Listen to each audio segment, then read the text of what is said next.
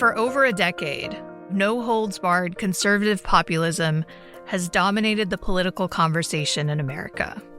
But that hyper-partisan brand of politics is nothing new. This is Viewpoint, voiced by Jesse Helms.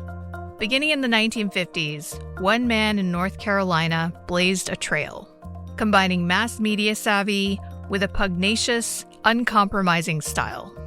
And he was careful not to be overtly racist. You know, night after night, the liberal news media trot out people like these to speak for all America and to undermine President Reagan, of course. It's not right. And new research is reassessing his legacy, arguing that he might just be one of the most influential politicians of all time. For the past 6 years, in voting no to the excesses of the federal government, I have been voting yes to the wishes of the people of my state. I'm Anissa Khalifa. This is The Broadside, where we tell stories from our home at the crossroads of the South. This week, Jesse Helms and the origins of our modern politics of opposition. But I'm a symbol for all that the left-wingers and the godless people hate. And they hate Jesse Helms. I am Senator No, and I'm glad to be here.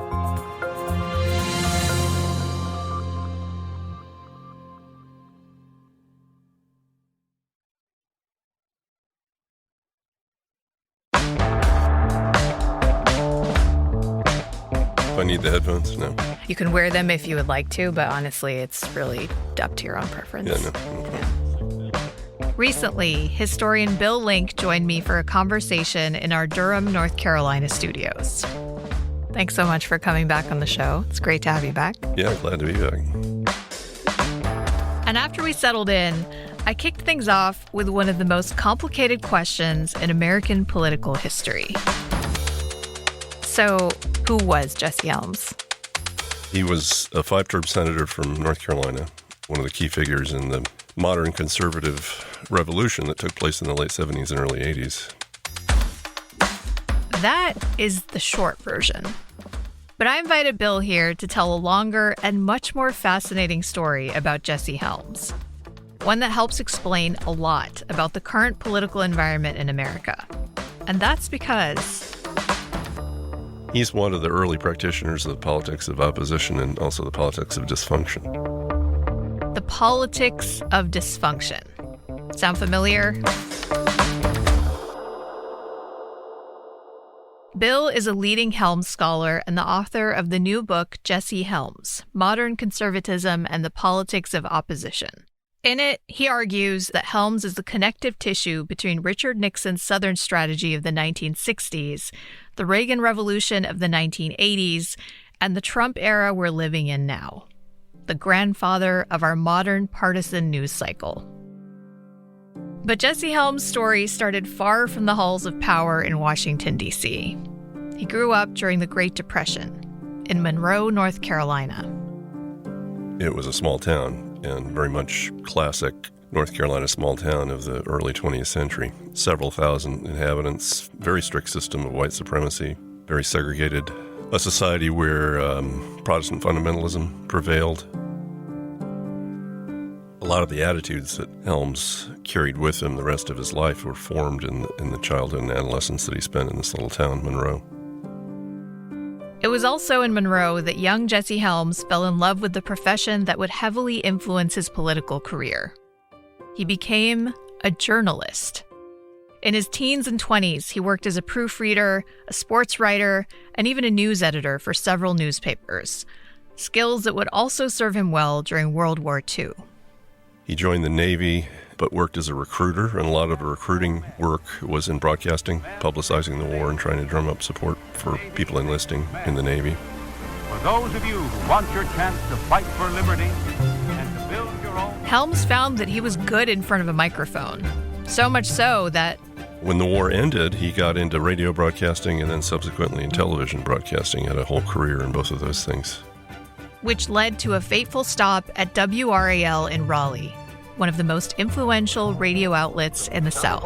In Raleigh, North Carolina. This station is owned and operated by Capital Broadcasting Company. He was particularly influenced by his mentor at WRAL, Alfred J. Fletcher, A.J. Fletcher, who owned WRAL. And Fletcher was a dedicated conservative seeking to use media to undo what he saw as the excessively liberal point of view, reflecting the New Deal and all that it entailed. And Bill says it was during this era when he finally had a political awakening. It's safe to say that Jesse Helms, up until the late 1940s, was apolitical. So he wasn't an ideologue. That happens in the late 1940s, culminating with the senatorial campaign of 1950. Spurred on by a few influential conservative mentors, Helms left WRAL to join the campaign of Democratic candidate Willis Smith. It was a vicious, bitterly contested election. This very intense campaign in which race was a major issue, that sort of sealed many of his views. But Bill says what really radicalized Jesse Helms during this period was desegregation. He was one of the most dedicated opponents of the Civil Rights Movement, both the Civil Rights Movement and its legacy. By the late 1950s, Helms returned to work for WRAL TV, and he was hired by Fletcher specifically to bring a kind of political journalism to the air. Remember, WRAL President Fletcher was one of Helms' mentors, and he was not subtle about his politics. Under Fletcher's tenure, the station signed off every day by playing Dixie. And in 1960, Helms launched a show called Viewpoint that would become incredibly influential. This is Viewpoint, the daily editorial expression of WRAL television, voiced by Jesse Helms. So the next 12 years, Helms, 5 days a week, produced 5-minute editorials that were overtly political. There is not one shred of evidence to suggest that England's gun law has prevented a single criminal from carrying a gun. I mean, they talked about a whole host of things. He criticized desegregation, stoked fear of communism, opposed abortion rights, and condemned the Supreme Court. Nowadays, this type of political commentary show has become commonplace. But Bill says that at the time, there was really nothing on the air like Jesse Helms' Viewpoint editorials. They were partisan, unusually combative, and prolific. There are over 2,700 of these. Wow. So it's kind of a remarkable record, actually. Yeah. We don't have videotapes, but we have transcripts. And I read all the transcripts. You read all 2,700 transcripts Yes. while you're writing the book. Amazing. Nighttime reading, yeah. Viewpoint wasn't just broadcast in North Carolina on TV and the radio. Those transcripts were printed regularly in conservative newspapers across the South, which elevated Helms' profile. And there are people that hang on those editorials. I mean, he really creates a constituency, in a sense, for these viewpoints. In his archives, there's extensive correspondence from people that hated Helms and then people that loved Helms, which is, I think, sort of emblematic of the polarized nature of Helms. And Bill says that was the point, because Jesse Helms figured out that despite the backlash, Politics of fear is always an effective political strategy.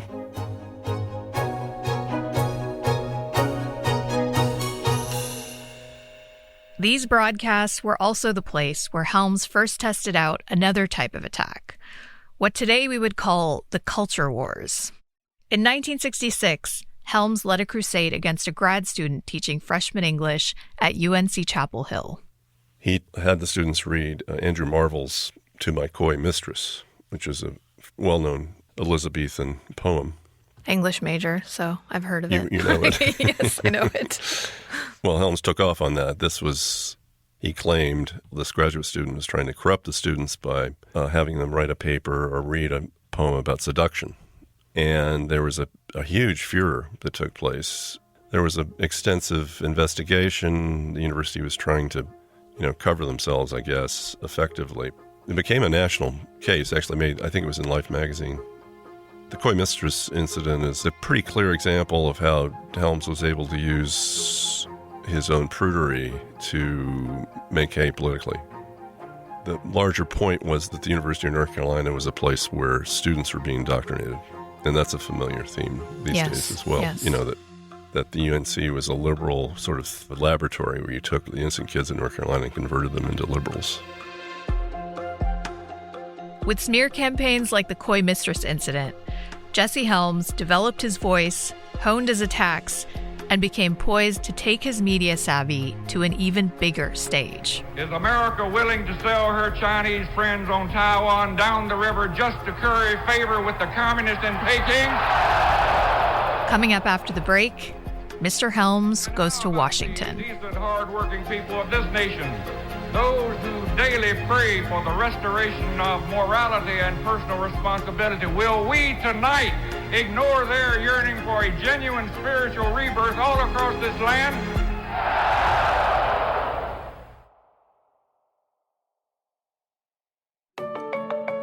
This episode of The Broadside is brought to you by Progressive Insurance. Do you ever think about switching insurance companies to see if you could save some cash? Progressive makes it easy. Just drop in some details about yourself and see if you're eligible to save money when you bundle your home and auto policies. The process only takes minutes, and it could mean hundreds more in your pocket. Visit progressive.com after this episode to see if you could save. Progressive Casualty Insurance Company and Affiliates. Potential savings will vary. Not available in all states.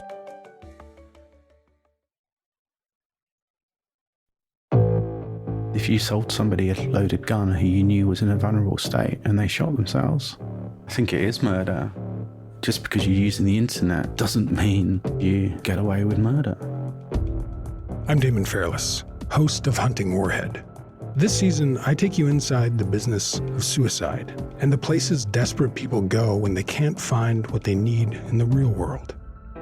Hunting the Suicide Salesman, available now wherever you get your podcasts.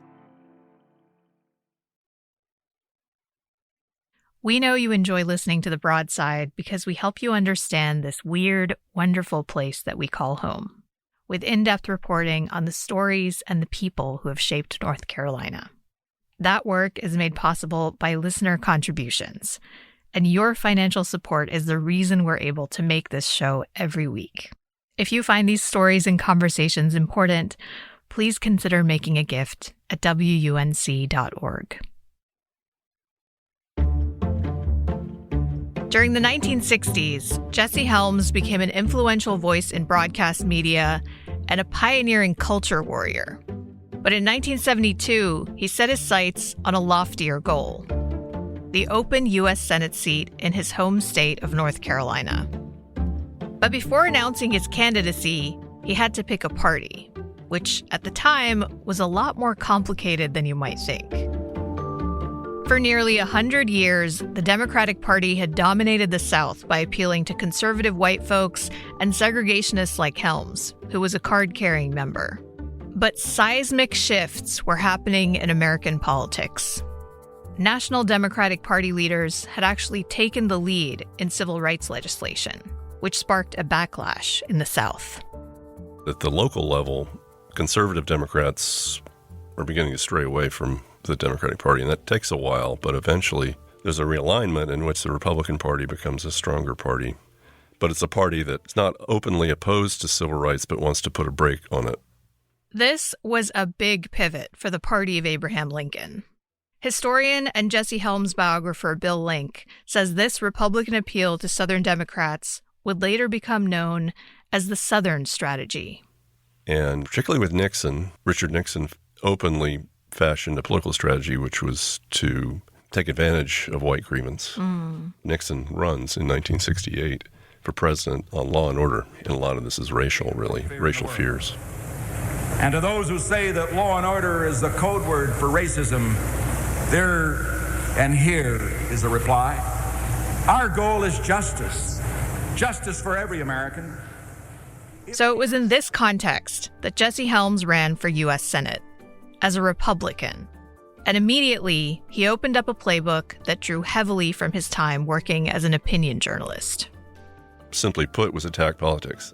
Character attacks, a variety of attacks, really, some of them just often distorted. His opponent was three-term Democratic Congressman Nick Galifianakis. In Congress, Nick Galifianakis has proved himself to be a sensible leader who charts a moderate course and translates the needs of all the people. Now, if that name sounds familiar, it's probably because he was also the uncle of comedian Zach Galifianakis. Although the congressman was born and raised in Durham, North Carolina, Bill says Helms made a subtle point of targeting his Greek heritage. Sort of implied that Galifianakis with that name was not quite like we are here in North Carolina. And the tagline was, Jesse Helms, he's one of us. On November 7th, vote for Jesse Helms. He's one of us. Nixon needs Helms.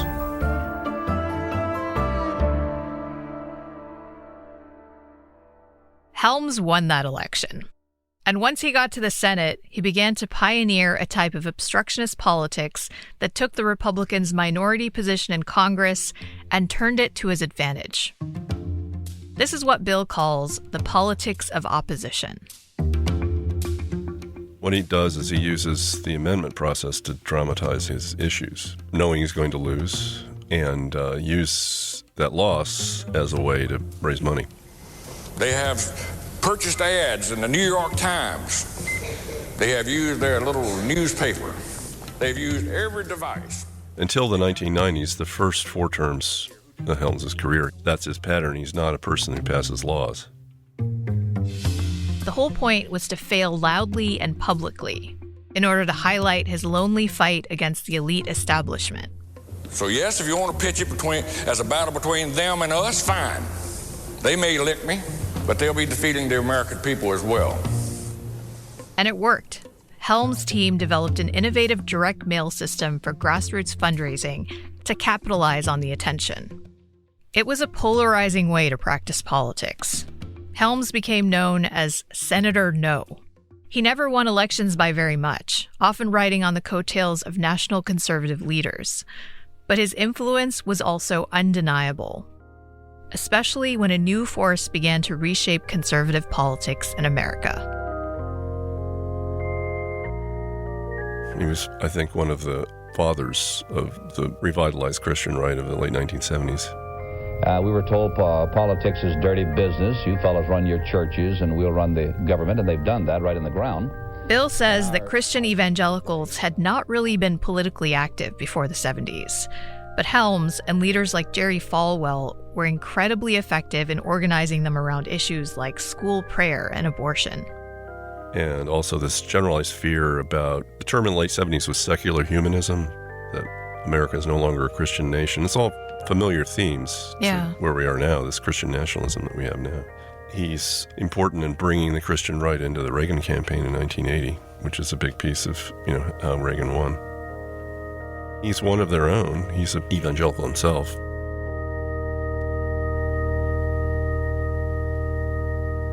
So it was a melding of Helms' personal religious beliefs and his conservative politics that shaped many of his positions as a senator.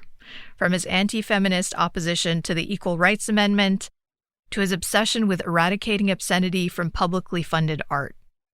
But Helms' voice was particularly loud when it came to the AIDS crisis. With federal funds, must emphasize abstinence.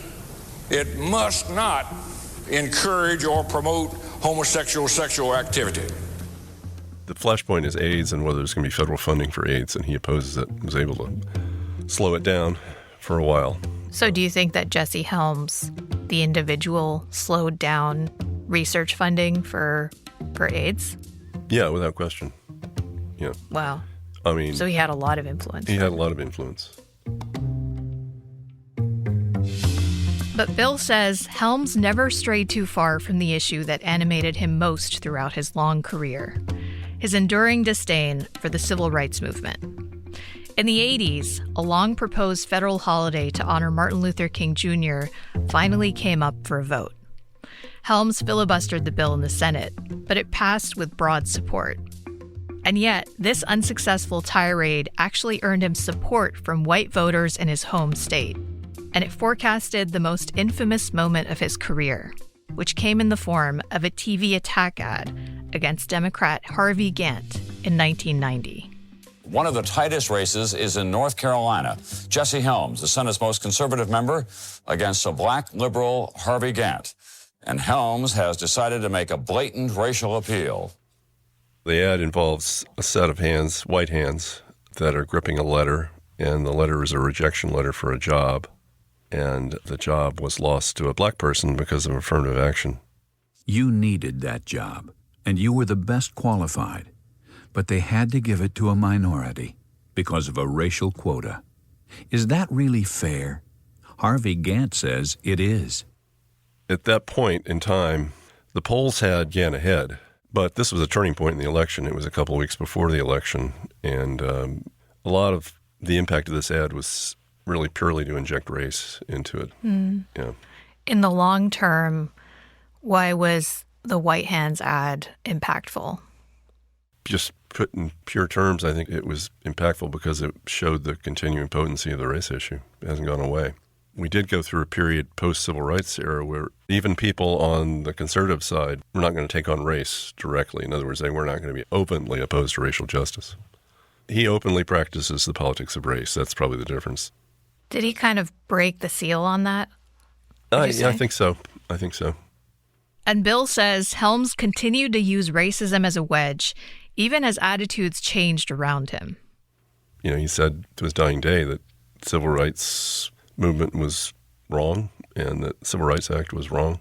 Yeah, it's kind of striking that he's one of the only ones who didn't change later in life, right? Or recant or apologize. Even Strom Thurmond and some of these others. George Wallace. Yeah, George Wallace. Why do you think that is?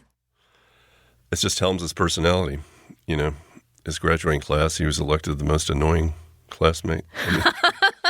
It's in his yearbook. I think he liked to be annoying, but he doesn't change his views. His views are very fixed. It's part of his personality as well, I think.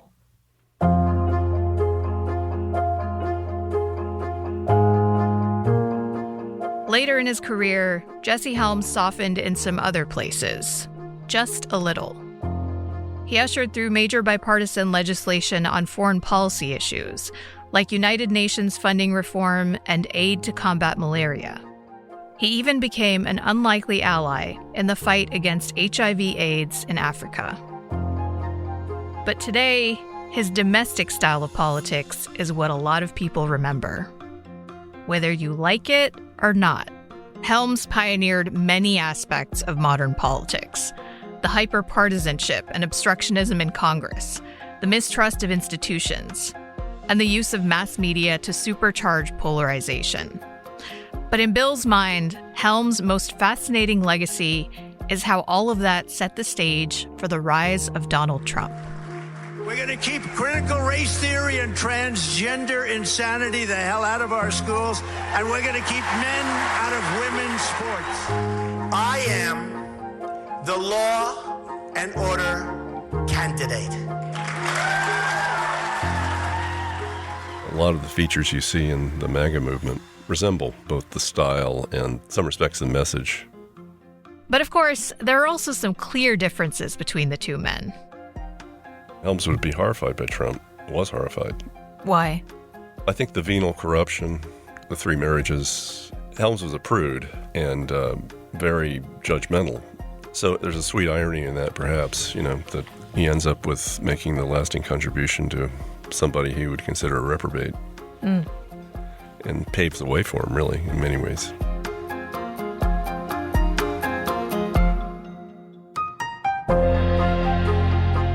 Thank you so much. This was fascinating. Yes, thank you for having me. I appreciate it.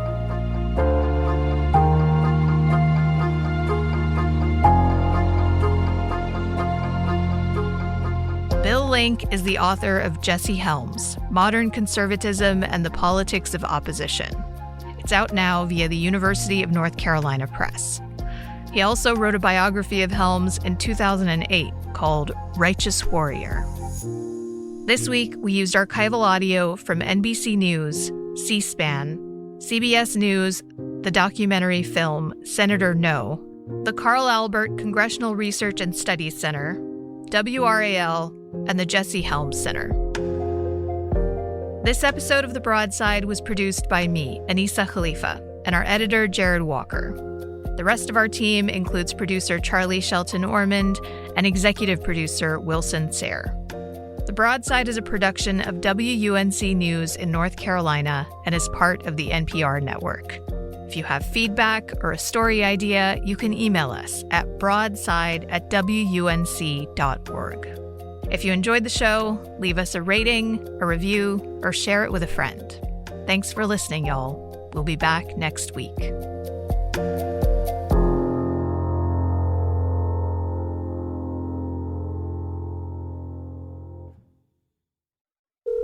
Hello, and welcome to Pluto Phone. If you know the name of the movie you'd like to see, just stream it for free on Pluto TV, where all your blockbuster favorites are landing all summer long. Catch Anchorman, The Legend of Ron Burgundy. Fantastic. The Matrix Trilogy. Welcome to the real world. Mean Girls. Shut up. Titanic. I'm the king of the world. And so much more. For showtimes, press nothing. They're free 24/7. That is so fetch. On Pluto TV. Stream now. Pay never. The moment a body is found, the clock starts ticking. 48 hours before the trail goes cold. From A&E and Crime House, this is the official podcast from the famous true crime series, The First 48. I'm Carter Roy. Every Thursday, I revisit a landmark homicide investigation in depth with long-form storytelling built for your ears. Listen to and follow The First 48 on Apple Podcasts, Spotify, Amazon Music, or wherever you listen to podcasts.